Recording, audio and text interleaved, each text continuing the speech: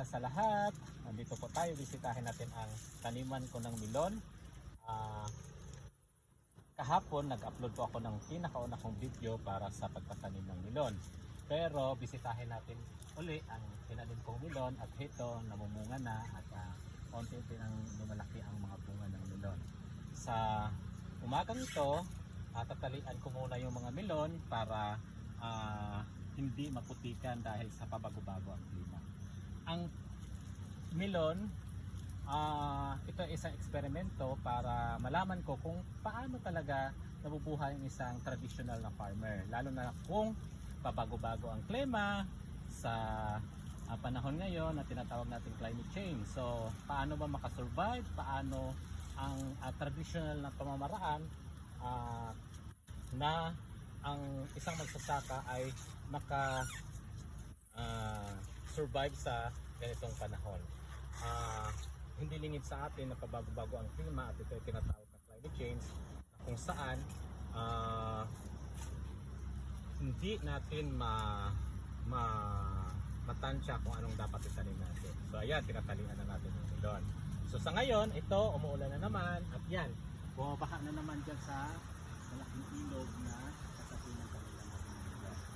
So ang ginagawa ko ngayon ay isang eksperimento para malaman natin kung ito ba ay sustainably sa pamamagitan ng pagtatanim gamit ang local na materials katulad ng bamboo poles at mga organic na fertilizer na ginagamit natin sa pagtatanim ng milon.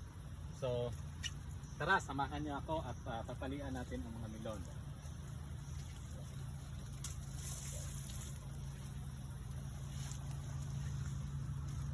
So sa buhay ngayon, hindi natin alam kung ano talaga ang sustainably na makakapag-contribute sa atin sa pang-araw-araw na pagkain, katulad ng tinatawag na food security.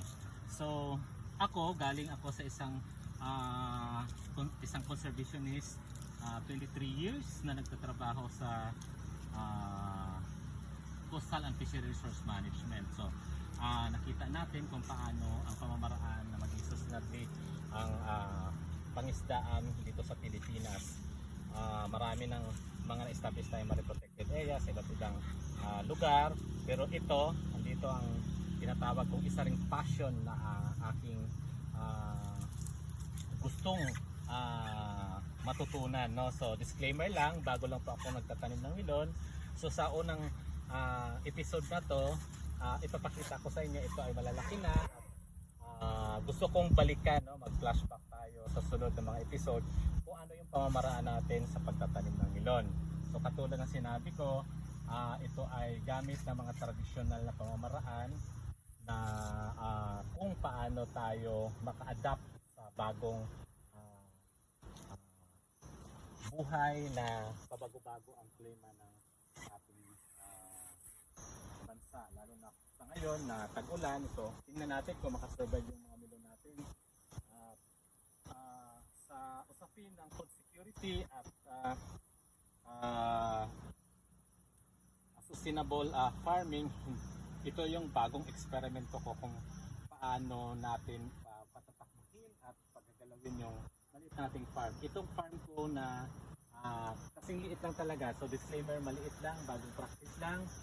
Meron akong 500 puno ng milon, meron akong 500 puno ng pakwan, at merong 500 puno din ng kalabasa. So tingnan ko kung makakasurvive ako dito sa ganitong pamamaraan.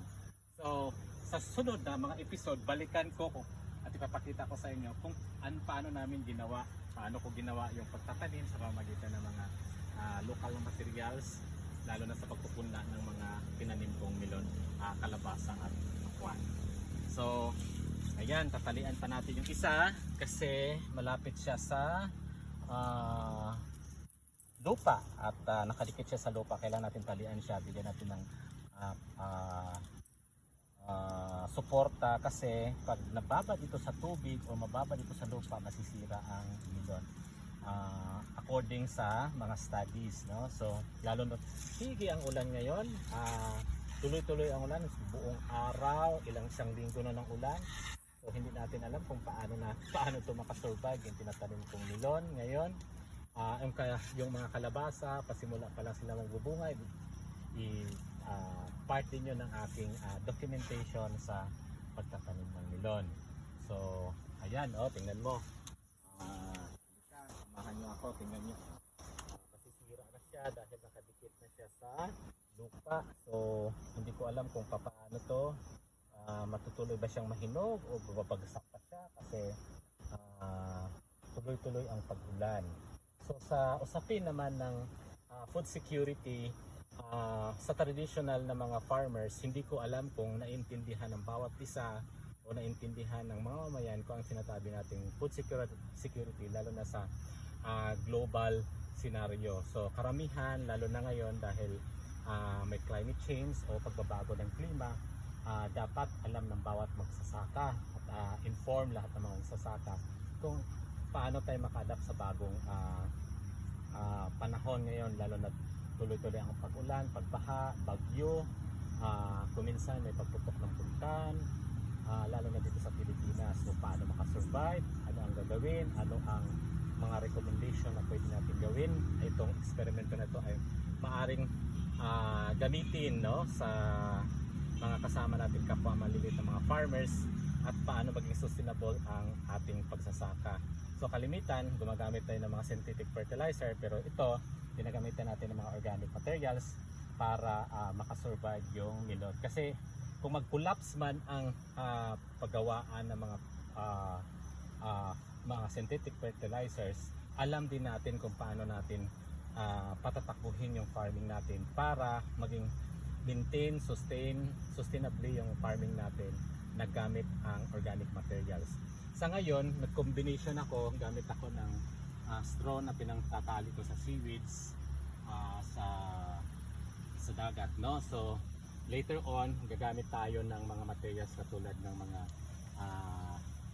saging abaka, mga bagin para gamitin natin sa pagtatali ng mga bamboo poles, no? So in terms of food security, kung titingnan natin itong 500 puno ng melon, ilan ang makakain, ilan ang makakabenepisyo nito lalo na sa market, no? So kung isang magsasaka nagtanim ng 500 na melon, so tingnan natin kung ilan yung kikitain ito base sa market, local market, kasi local lang naman yung production natin. So kung susumahin natin, kung malaki-laki yung kataniman natin, so sana ang market nito, kung local at traditional na pamamaraan, paano natin ipopromote ito upang ang ating mga maliliit na magsasaka ay mahikayat na hindi nakadepende sa mga synthetic fertilizers, kundi gamit natin ang mga traditional na pamamaraan, lalo na sa pagsugpo ng pesticides. Kasi isang factors din dito yung mga peste na dumadami din sa ngayon at apektado din yung tinataniman natin at yung mga puno ng melon na tinatanim natin. So hindi lang sa melon, pakwan at saka kalabasa din. So sa iba pang mga detalye, samahan niyo ako at lakbayin natin ang maliit kong farming ng melon at paano maging sustainable ito, at ipapakita ko later on sa inyo ang mga ginawa namin previously, at ipapakita ko rin sa inyo pagkatapos ito mag-harvest hanggang sa market na pupuntahan natin. Sige, maraming salamat at sa next episode tayo, ipapakita ko na sa inyo ang mga pagtatali pa ng ibang melon at pagpo-pruning ng melon. Kasi noong nakaraan nag-pruning na ako ng melon. Samahan nyo ako sa aking YouTube sa paglalakbay ng maliit na taniman ng melon, at ang title nga ng aking YouTube ay pasalig. Ibig sabihin umaasa tayo na tayo makakasurvive, kikita ng konti, at paano maging paano ang isang traditional na farmer or ang maliit na farmer ay mamuhay ng disente, may kakayanan na makapag-purchase ng kanyang basic na pangangailangan, lalo na sa panahon ngayon na may global crisis, and titingnan natin ang food security ng sa isang maliit na komunidad at sa malakihang perspective ng pagsasaka.